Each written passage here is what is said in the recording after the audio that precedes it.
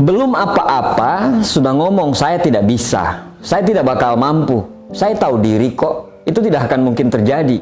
Belum apa-apa kita sudah ketakutan duluan atas apa yang belum terjadi pada diri kita. Saya ulangi, apa yang belum terjadi pada diri kita.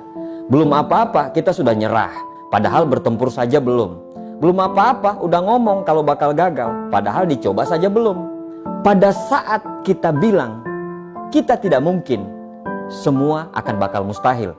Pada saat kamu bilang kamu bakal kalah, maka pada detik itu kamu sudah kalah.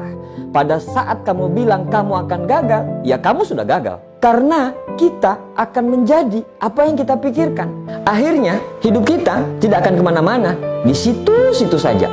Mau berbuat sesuatu sudah mikir duluan, kayaknya tidak bisa, kayaknya tidak mungkin, susah kayaknya. Ada sebuah cerita yang begitu sangat menginspirasi tentang ketidakmungkinan menjadi mungkin. Sampai pada pertengahan abad 20, para ilmuwan, dokter, atlet, dan pelatih percaya bahwa tidak akan mungkin bagi manusia untuk berlari 1 mil dalam jangka waktu kurang dari 4 menit. Menurut pengetahuan konvensional, secara fisiologis tubuh manusia nggak bakal sanggup untuk berlari secepat dan sehebat itu.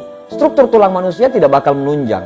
Hambatan angin itu terlalu besar, kekuatan paru-paru itu tidak memadai. Sistem jantung juga akan kolaps sebelum batas 4 menit dicapai.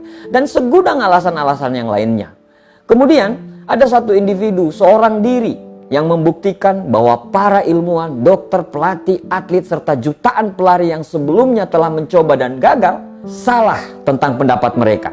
Pada tanggal 6 Mei 1954, ya, individu itu bernama Roger Bannister, berlari sejauh 1 mil kurun waktu 3 menit 59,4 detik.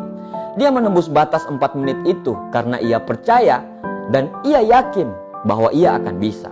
Dan anehnya, setelah dia berhasil melakukannya, berbondong-bondong orang percaya bahwa hal tersebut itu bisa terjadi. Pada tahun tersebut, setelah Roger Bannister menembus batas 1 mil dalam kurang dari 4 menit, 37 pelari lainnya menembus batas itu juga. Pada tahun berikutnya 300 pelari bisa menembus batas tersebut. Kini setelah satu orang berhasil melakukannya, telah ribuan orang yang dapat berlari 1 mil dalam waktu kurang dari 4 menit. Apa yang menyebabkan itu terjadi? Tidak ada terobosan besar dalam bentuk latihan. Tidak ada yang bisa menemukan bagaimana cara melawan hambatan angin. Struktur tulang dan fisiologi manusia tidak mengalami perubahan dan kemajuan secara tiba-tiba, tetapi sikap dan persepsi manusia yang berubah secara drastis setelah Roger Bannister mematahkan hal tersebut. Sebelum Roger Bannister tampil, orang-orang tidak percaya itu bakal terjadi. Tapi setelah Roger Bannister bisa mematahkan stigma tersebut, berbondong-bondong orang percaya. Orang yang tadinya negatif dan berkata tidak mungkin, setelah melihat Roger Bannister mematahkan stigma tersebut, akhirnya semua orang percaya bahwa itu akan terjadi. Kejayaan hanya diperoleh oleh orang-orang yang berani berbuat, berani menobrak ke kanan mental, dan mampu membuktikan bahwa dia berada di track yang benar, serta sanggup menunjukkan pada dunia. Musuh terbesar kita sebenarnya bukan orang lain, melainkan musuh terbesar itu adalah mengalahkan ketakutan yang ada pada diri kita. Musuh terbesar itu ada di kepala kita. Sukses bukan bicara masalah modal. Sukses bukan bicara masalah relasi. Sukses bukan bicara masalah keberuntungan.